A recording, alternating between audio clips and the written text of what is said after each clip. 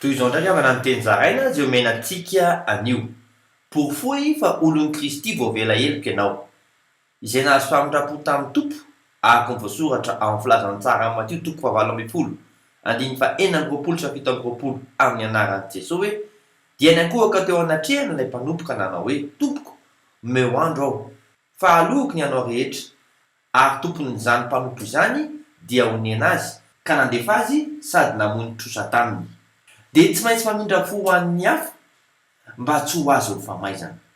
Araka ny voasoratra ao amin'ny filazantsara amin'ny Matio toko fahavalo ambin'ny folo andiny fahatelo amby telopolo sy fahaefatra amby telopolo amin'ny anaran'i Jesosy hoe: moa tsy tokony mba namindra fo tamin'ny mpanompo namanao koa va ianao?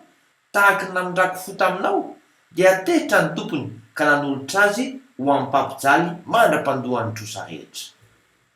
Vitanao olon'i Kristy izany, mivavaka isika Kristy olom-baovao aminao aho, nefa tantany ny diako mba ahaizako mitahiry ilay fahasoavana voaraiko.